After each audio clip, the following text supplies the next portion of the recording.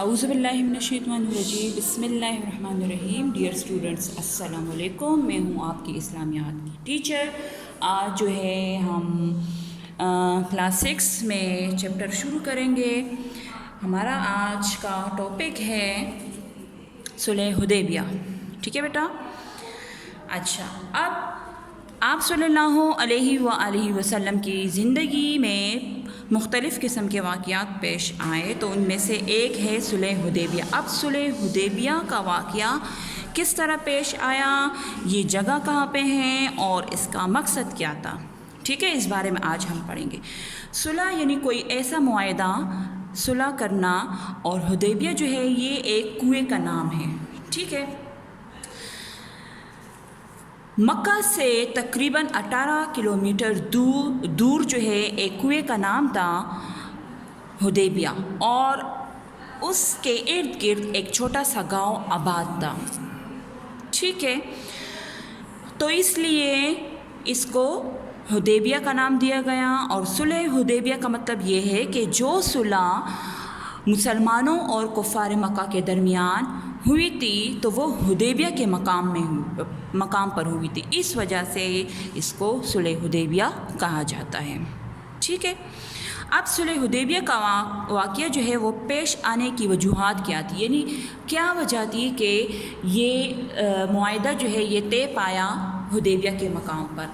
تو وجہ یہ تھی کہ جب آپ صلی اللہ علیہ وآلہ وسلم نے کفار مکہ کے ظلم سے تنگ آ کر اور باقی مسلمانوں نے کفار مکہ کے ظلم سے تنگ آ کر اللہ تعالیٰ کے حکم سے جب آپ صلی اللہ علیہ وآلہ وسلم نے مکہ سے مدینہ ہجرت کی، تو وہی غصہ جو ہے وہ کفار مکہ کے دلوں میں ابھی تک تھا۔ تو آپ صلی اللہ علیہ وآلہ وسلم نے ہجرت کے چھٹے سال، 6 ہجری کی بات ہو رہی ہے، چھٹے سال اعلان کیا کہ اس سال میں عمرہ ادا کرنے کے لیے مکہ جاؤں گا، کیونکہ عمرہ ادا کرنے کے لیے اور حج ادا کرنے کے لیے ہم مکہ ہی جاتے ہیں، خانہ کعبہ کا طواف کرتے ہیں یا زیارت کرتے ہیں، ٹھیک ہے؟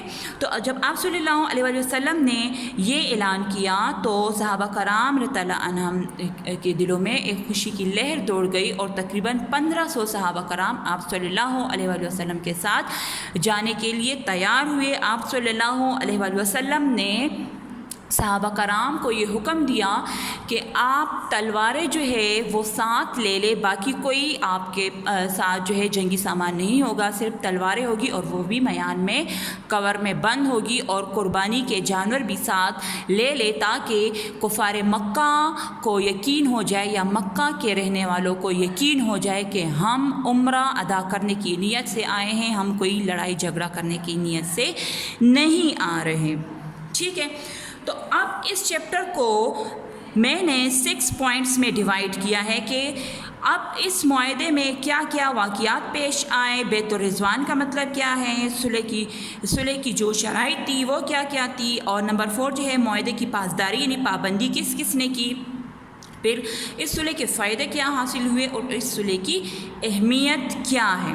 تو واقعات کی طرف آتے ہیں کہ حضرت محمد خاتم النبیین صلی اللہ علیہ وآلہ وسلم نے ہجرت کے چھٹے سال جب عمرہ ادا کرنے کے ارادے سے مدینہ سے ہجرت کی اور حدیبیہ کے مقام پر پہنچے، تو آپ صلی اللہ علیہ وسلم نے حضرت عثمان رضی اللہ عنہ کو اپنا سفیر بنا کر مکہ بھجوایا، کفار مکہ تک یہ پیغام پہنچانے کے لیے کہ ہم یہاں پر صرف اور صرف جو ہے وہ عمرے کی نیت سے آئے ہیں، کوئی لڑائی جھگڑا کرنے کے لیے نہیں آئے۔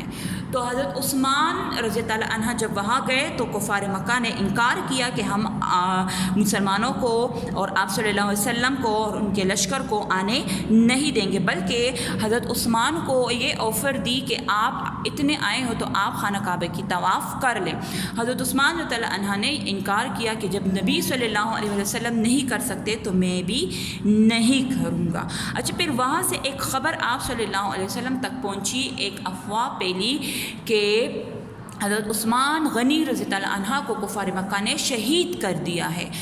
تو جب یہ افواہ پھیلی تو آپ صلی اللہ علیہ وآلہ وسلم نے تمام صحابہ کرام کو اکٹھا کیا. اب یہ ہم پوائنٹ نمبر 2 کی طرف آ رہے ہیں. بیت الرضوان کا مطلب کیا ہے؟ جب آپ صلی اللہ علیہ وآلہ وسلم نے تمام صحابہ کرام کو اکٹھا کیا اور آپ صلی اللہ علیہ وسلم نے فرمایا کہ حضرت عثمان رضی اللہ عنہ کے خون کا بدلہ لیے بغیر ہم واپس نہیں جائیں گے.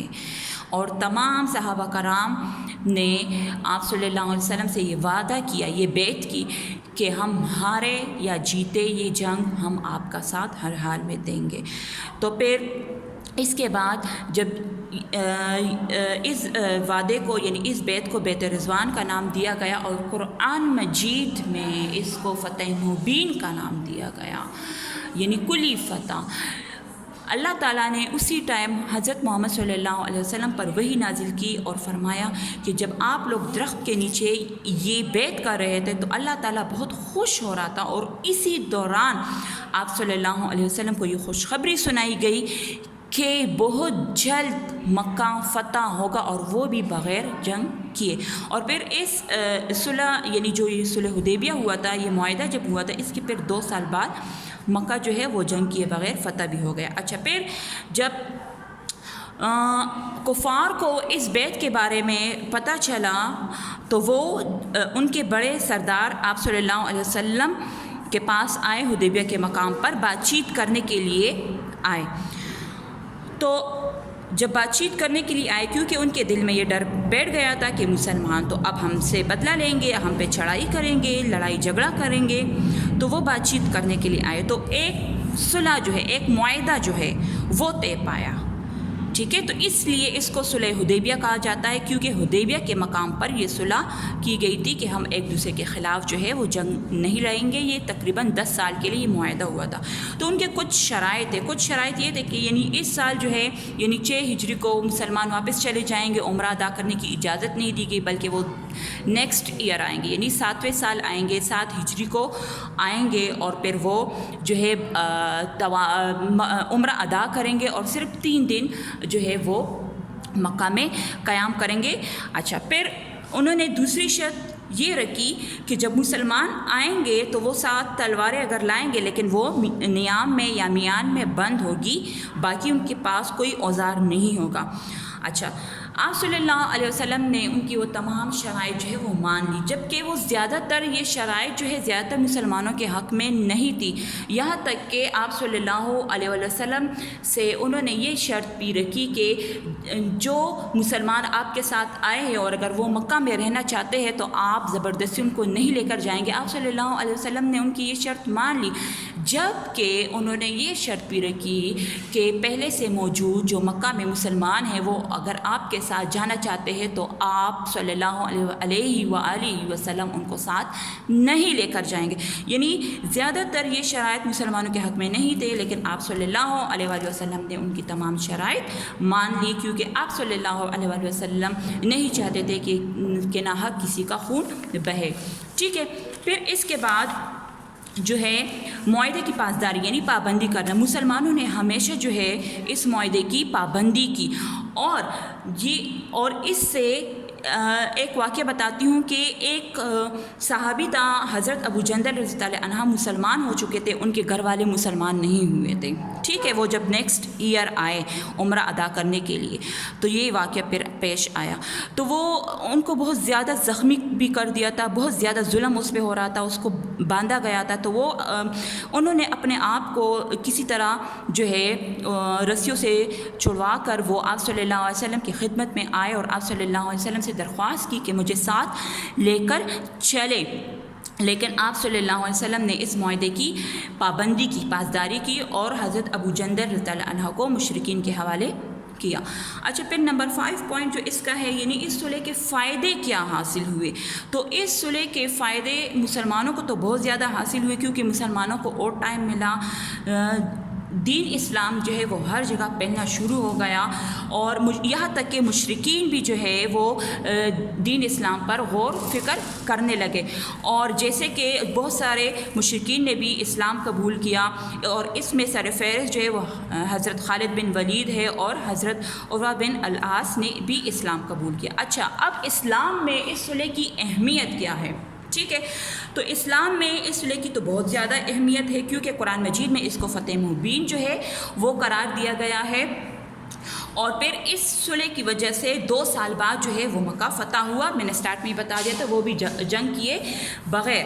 ٹھیک ہے، تو اس سے ہمیں یہی سبق ملتا ہے کہ جب بھی ایسا کوئی معاہدہ ہو تو ہمیں یعنی بطور مسلمان ہمیں چاہیے کہ ہم ضرور جو ہے اس معاہدے کی پابندی کریں، کیونکہ اس سے اللہ تعالیٰ بھی خوش ہوتا ہے، اور یہ ہمارے لیے بہتر بھی ہوتا ہے، کیونکہ اس میں ہماری بہتری ہوتی ہے۔ اگر ہم اس کو اہمیت نہیں دیں گے اور نہیں مانیں گے، تو جس طرح غزوہ احد کے موقع پر وہ 50 تیر اندازوں نے آپ صلی اللہ علیہ وآلہ وسلم کی حکم عدولی کی تھی، تو وہ نقصان پھر مسلمانوں کو ہی اٹھانا پڑا تھا۔ تو جب بھی کوئی ایسا معاہدہ ہو تو ضرور اس پر جو ہے عمل کرنا چاہیے اور اس کی پابندی کرنی چاہیے۔ ٹھیک ہے، یہ آپ کی بک میں یہ ہے بھی پیج 31، یہ آپ کا چیپٹر ہے۔ حدیبیہ مکہ مکرمہ سے تقریباً 18 کلومیٹر دور ہے، ٹھیک ہے، اور حدیبیہ ایک کنویں کا نام ہے۔ ٹھیک ہے بیٹا، اچھا، امید کرتی ہوں کہ آپ کو سمجھ آ گئی ہوگی۔ نیکسٹ لیکچر تک اجازت دیجیے، اللہ حافظ۔